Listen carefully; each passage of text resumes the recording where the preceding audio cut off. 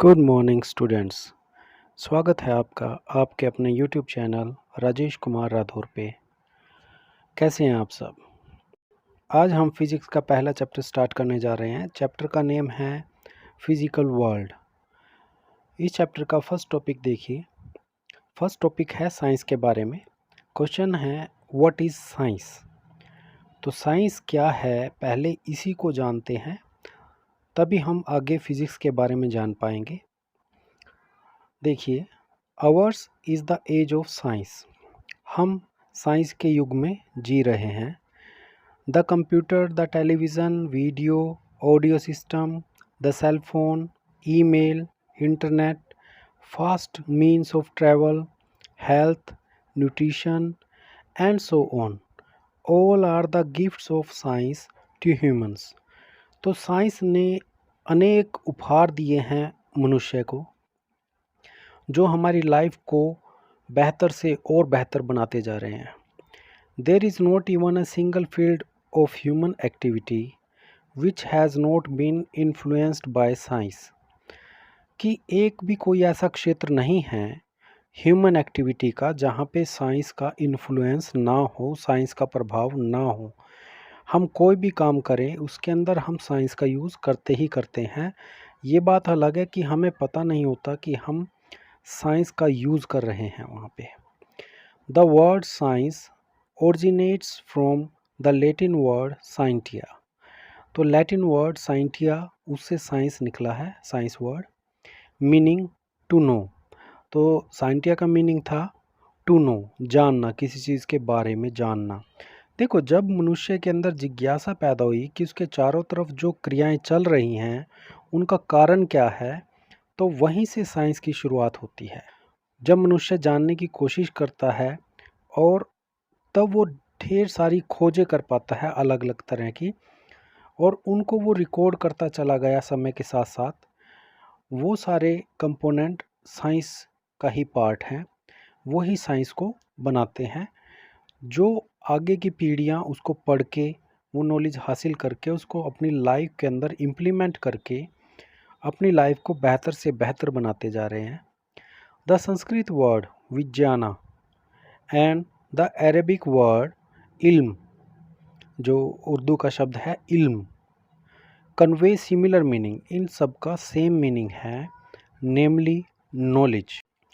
तो कई शब्द जैसे कि विज्ञाना, इल्म, साइंटिया, साइंस, ये सब का मेन मीनिंग एक ही निकलता है, नॉलेज, ज्ञान। Human have always been curious about the world around them. कि इंसान हमेशा अपने चारों तरफ जो दुनिया है इसके बारे में क्यूरियस रहा, जिज्ञासु रहा। The night sky with its bright celestial object.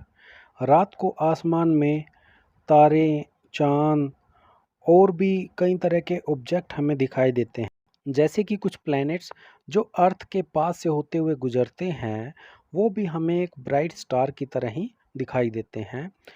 तो इस तरह के सेलेस्टियल ऑब्जेक्ट जो स्पेस के ऑब्जेक्ट हैं उनके बारे में इंसान बहुत क्यूरियस रहा। The regular repetition of the day and night.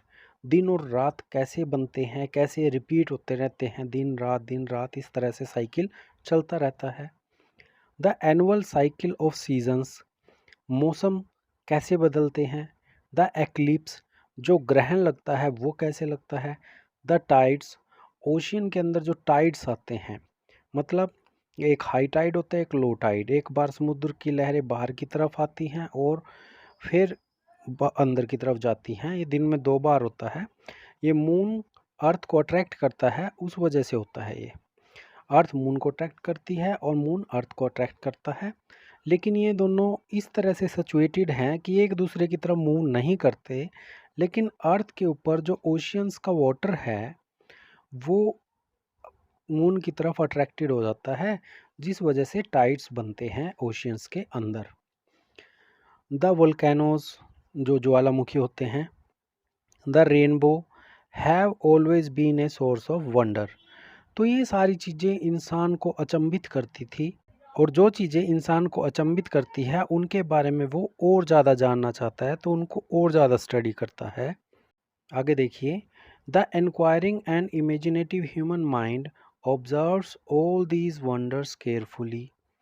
कि ह्यूमन का जो माइंड है वो इंक्वायरी करता रहता है, वो क्वेश्चन मार्क लगाता है किसी भी नई अभिक्रिया को अगर वो देखता है, and looks for any meaningful pattern and relation in these phenomena. तो इन फिनोमिना के अंदर जो भी कोई रिलेशन बनता है, कोई पैटर्न बनता है, मतलब इन चीज़ों को किसी चीज़ से जोड़ के देखता है, भाई इस तरह से ये होते होंगे। New tools are build up and used for further studies.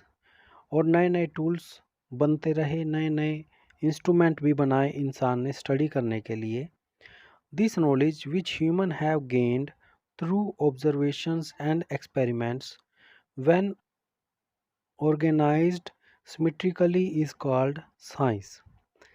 तो जो ह्यूमन ने नॉलेज एक्वायर की है चीज़ों को ऑब्जर्व करके, उनको देख के कि वो कैसे हो रही हैं, और एक्सपेरिमेंट करके, और उसको ऑर्गेनाइज कर दिया सही ढंग से।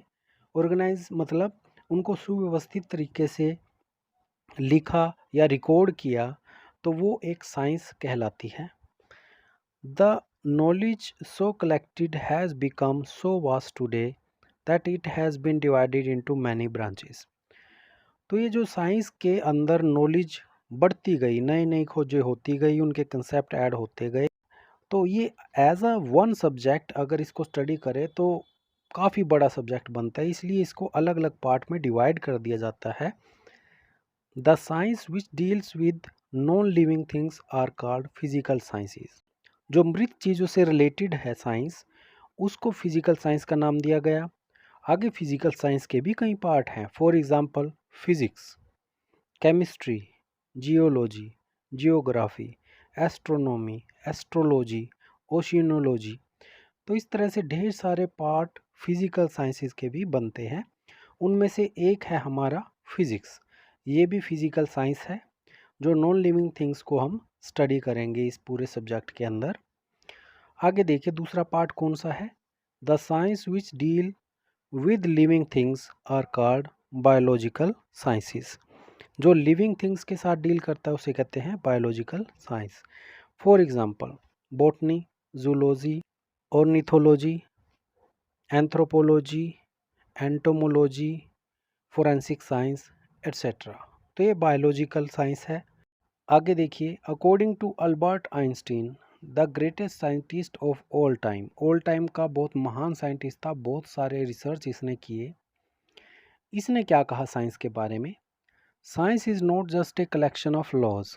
कि साइंस के अंदर सिर्फ हम लॉज या रूल्स ही नहीं पढ़ते, अ कैटलॉग ऑफ अनरिलेटेड फैक्ट। और ना ही ऐसा है कि ये फैक्ट का, तथ्यों का एक कैटलॉग है, एक ग्रुप है। It is a creation of human mind. Human mind ने साइंस को क्रिएट किया है with its freely invented ideas and concepts. तो अपने आइडियाज़ का और कंसेप्ट का इस्तेमाल करके, तो इस साइंटिस्ट ने ही एक बार कहा था साइंस के बारे में, the most incomprehensible thing about the world.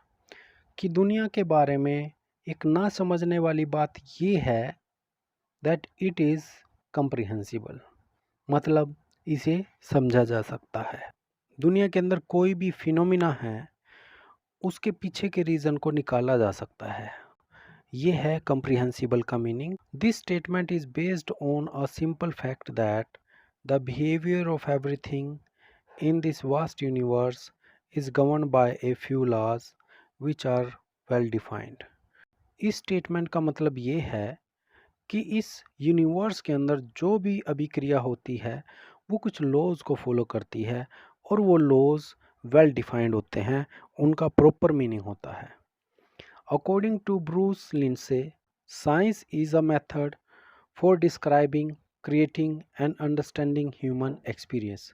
कि साइंस एक ऐसा तरीका है जिसके ज़रिए से ह्यूमन ने जो जो एक्सपीरियंस किया है उसको डिस्क्राइब किया जा सकता है, मतलब उसकी व्याख्या की जा सकती है, क्रिएट किया जा सकते हैं नई नई चीज़ें, एंड अंडरस्टैंड, और समझा जा सकता है हमारे आसपास की जो भी एक्टिविटी चलती रहती हैं, फिजिकल एक्टिविटीज़, तो उनके बारे में जाना जा सकता है।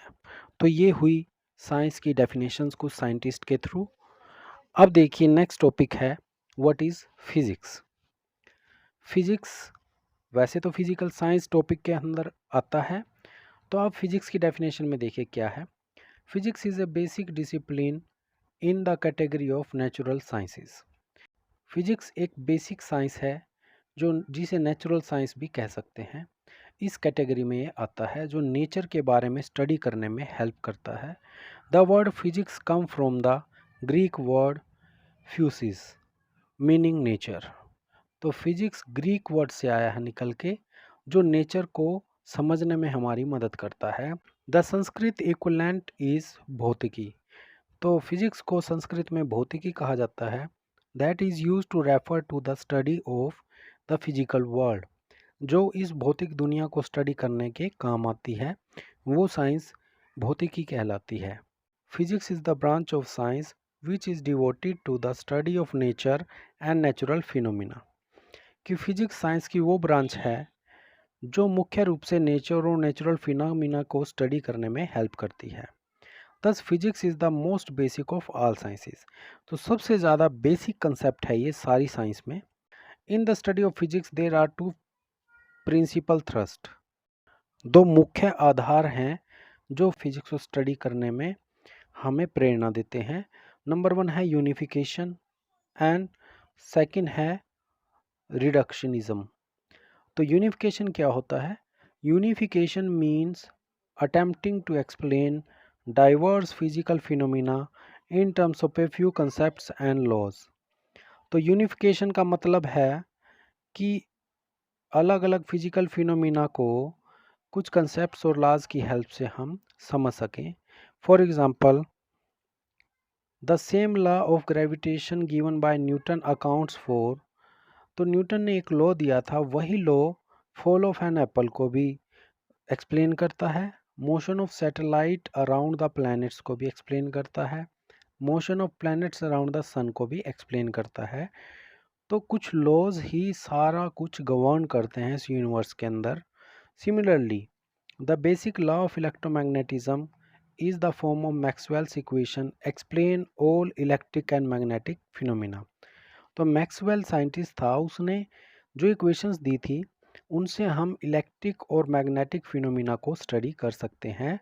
तो फिजिक्स हमें कुछ लॉज देती है जिसकी वजह से हम नेचर को और अच्छे से समझ सकते हैं। सेकंड है reductionism, meaning attempting to derive the properties of a bigger more complex system from the properties of its constituent simpler part. Reductionism का मतलब ये होता है कि एक बड़े सिस्टम को अगर हम स्टडी कर रहे हैं तो उसको हम छोटे छोटे पार्ट में डिवाइड कर लेते हैं, जिससे कि उसे समझना आसान हो जाता है। एग्जाम्पल देखिए, the subject of thermodynamics deals with bulk system. जो थर्मोडायनेमिक सब्जेक्ट है उसके अंदर हम बल्क सिस्टम मतलब बड़े बड़े सिस्टम्स को स्टडी करते हैं ऑफ मैक्रोस्कोपिक क्वांटिटीज़। लेकिन उनके अंदर कुछ क्वांटिटीज़ होती है जैसे कि टेम्परेचर, इंटरनल एनर्जी, एंट्रोपी, इन सब को स्टडी करते हैं हम। तो इन सब को स्टडी करने से हम बल्क सिस्टम की प्रॉपर्टीज़ को समझ सकते हैं। तो आज के लिए बस इतना ही, मिलेंगे नेक्स्ट लेक्चर में। Till then good bye.